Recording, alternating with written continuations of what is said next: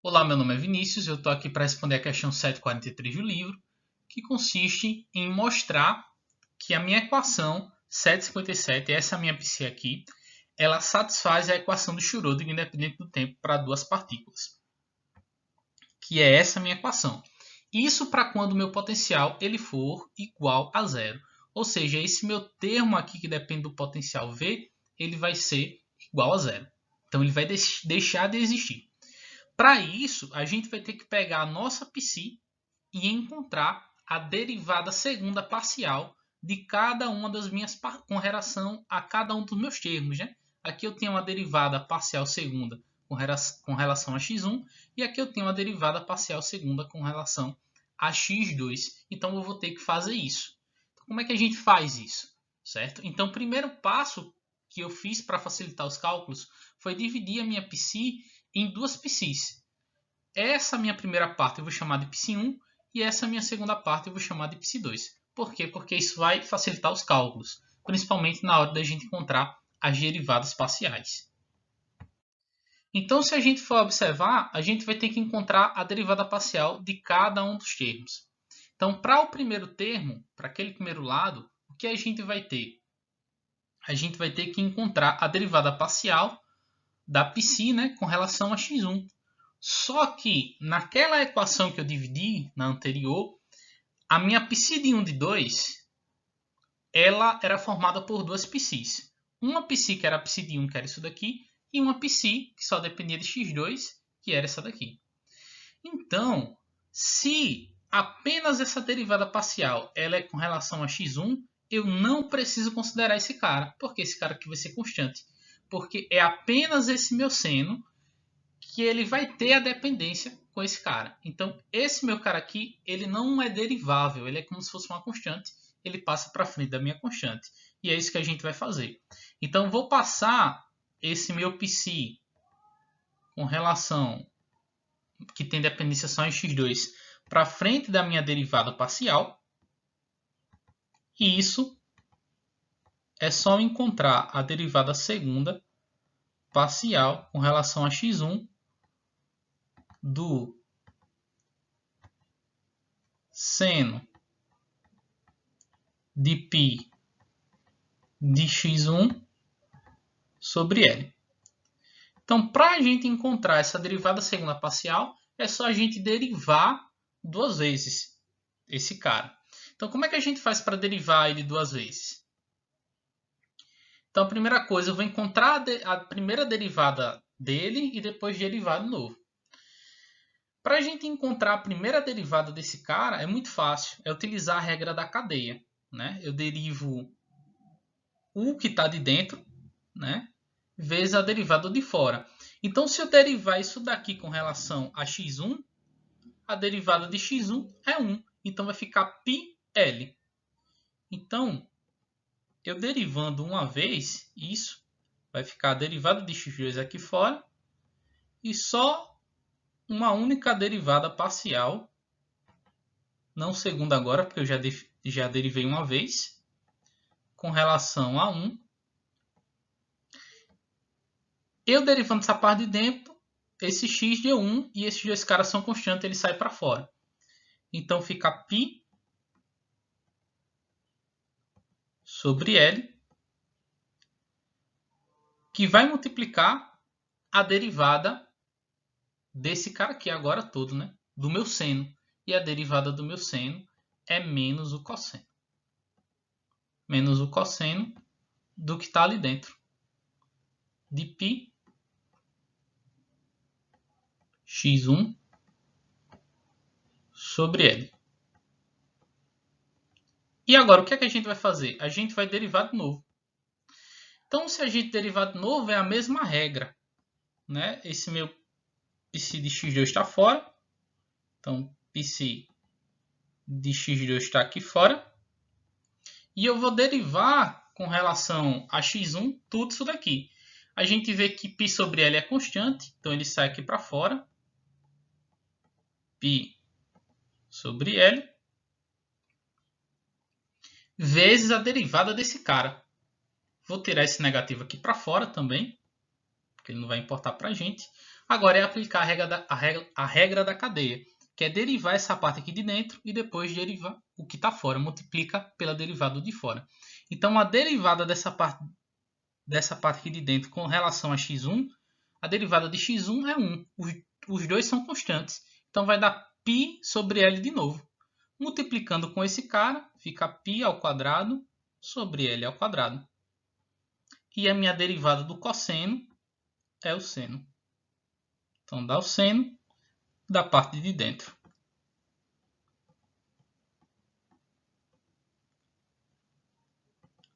Π de x1 sobre L. Então, essa é a minha primeira parte. Essa derivada com relação a x1 dá justamente esse meu termo. E agora a gente vai encontrar a mesma derivada, agora só com relação ao nosso x2. Para a gente encontrar a derivada com relação a x2, a gente vai aplicar a mesma coisa. A gente viu lá pelo anterior que se a gente aplica fazendo essa derivada com a regra da cadeia, ela dá justamente ela própria, quer dizer, menos ela própria, não é? Menos ela própria. E os nossos termos aqui ao quadrado, né? Porque eles vão sair da minha derivada. Só recapitulando. Esse meu psi 1 é constante porque ele só tem dependência em x1 e a gente quer calcular a derivada com relação a x2. Então ele vai sair para fora da minha equação. E a gente vai calcular a derivada segunda com relação a x2 desse meu seno de 2π x2 sobre L. Então, fazendo isso aqui, né? O meu psi de x1 vai para fora.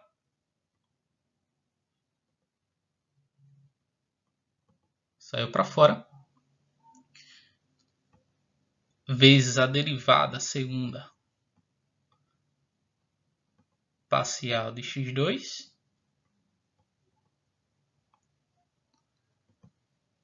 Multiplicado, que é justamente o seno de 2π x2 sobre L. Beleza, então a gente vai ter que derivar isso. Então a primeira coisa é a gente aplicar a nossa regra da cadeia. Encontra a derivada disso e depois multiplica pela derivada de fora. Então isso daqui vai me dar um psi de x1. A derivada do de dentro, a derivada de x2 com relação a x2 é 1. Então vai dar 2π sobre L. 2π sobre L é constante, ele vai sair para fora da minha derivada. Então ele vai ficar aqui fora. 2π sobre L. Deixa eu apagar aqui que esse π ficou meio errado. Mas é 2π sobre L. Vezes o que ficou dentro, né? Vezes a derivada do seno. A derivada do seno de 2π x2 sobre L. Que a derivada do seno é menos o cosseno. Então já vou tirar esse menos, colocar ele aqui em evidência, como eu fiz lá no anterior. E como eu já derivei uma vez, eu só vou ter que derivar esse meu cosseno agora de novo com relação a x2.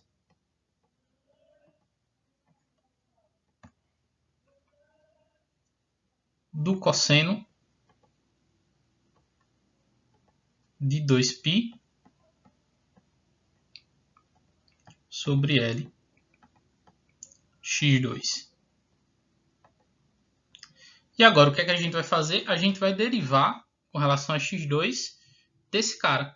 A mesma coisa, a gente vai aplicar a mesma regra da cadeia. Então vai ficar, repetindo aquela parte que está ali, a psi de x1.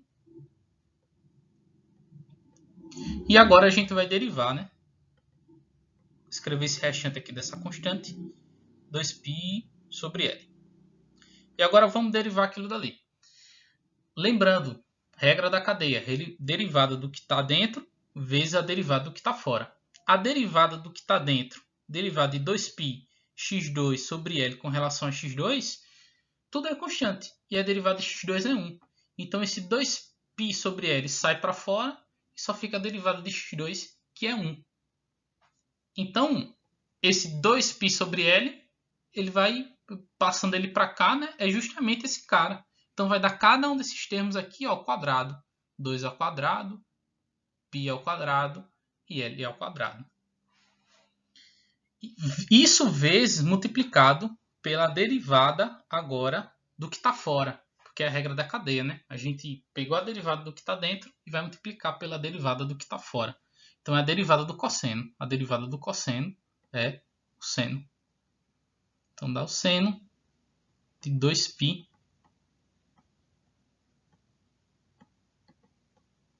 de x2 sobre L. E agora a gente vai pegar essas derivadas e colocar lá na nossa equação de Schrödinger a derivada parcial com relação a x2 e a derivada parcial com relação a x1 da minha psi de 1 de 2 e colocar lá na equação de Schrödinger e fazer toda a manipulação para ver se realmente é solução.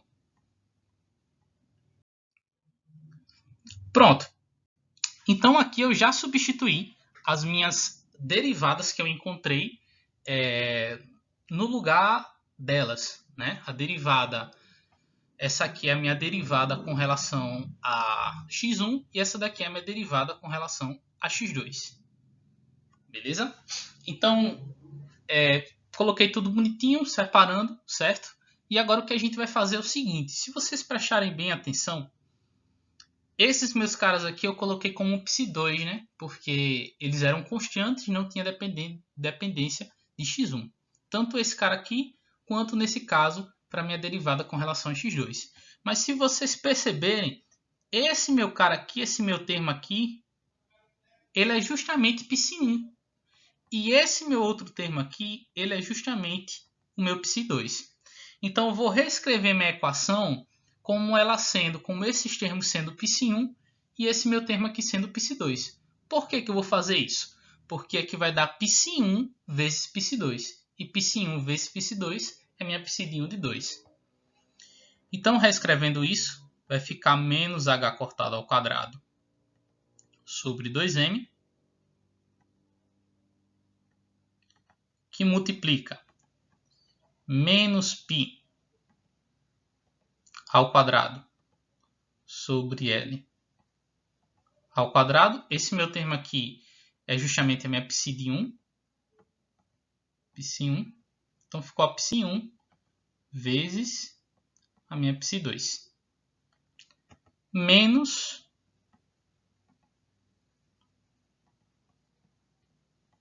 quatro π ao quadrado sobre L2. Esse meu cara aqui é a minha π2. Então ficou a π2 vezes a π1. Isso tem que ser igual a alguma coisa vezes a minha π de 1 e 2. Então, a primeira coisa que a gente pode fazer aqui, deixa eu fechar as aspas aqui, é lembrar que π1 vezes π2 é a minha π de 1 e de 2. Então, que a gente vai reescrever isso. Então, vai ficar menos h cortado. Eu já vou passar esse menos aqui para cá, para dentro, tá? Para multiplicar e eles ficarem positivos. Porque menos com menos vai dar mais. E menos com menos também vai dar mais. Então, fica h cortado ao quadrado sobre 2m. Que multiplica π ao quadrado sobre L. L ao quadrado, no caso, né? π de 1 de 2, que é a multiplicação entre π1 e π2, mais, lembre que agora aqui é mais, porque eu passei esse menos, multiplicando com menos. 4π ao quadrado sobre L2.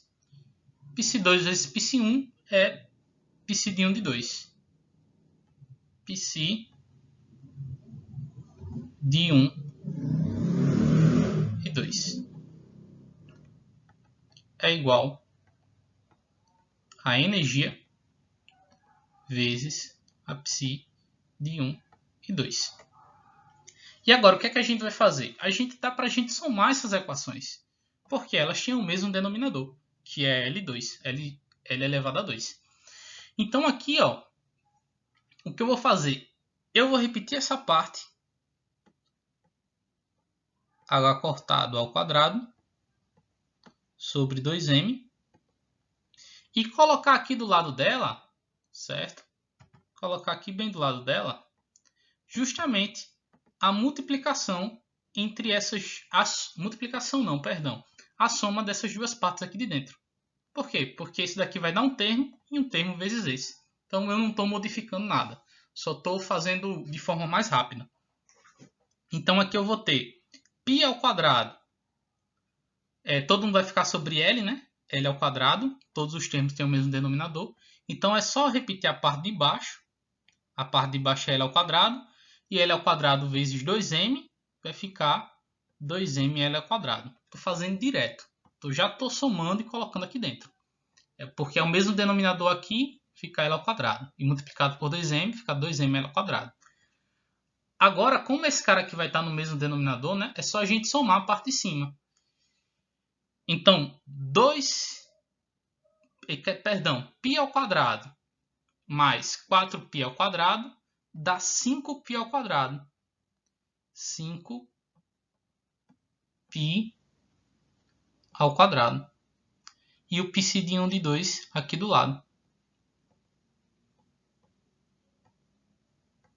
Que é igual a energia vezes π de 1 e 2. Então, realmente, a minha π é equação, ela soluciona a minha equação de Schrödinger. Pelo que a gente vê aqui, realmente deu um termo vezes a π de 1 de 2, que é justamente esse meu termo aqui, que é a nossa energia. Porque se a gente for observar bem, se a gente simplificar aqui essa minha π com essa minha π, a gente vai ter que a nossa energia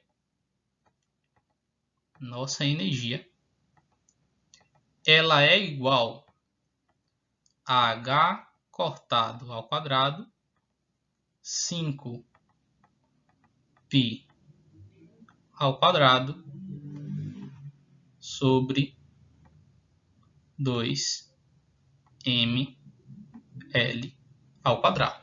Então essa é a nossa energia, certo? Desde já agradeço a atenção de vocês e até a próxima.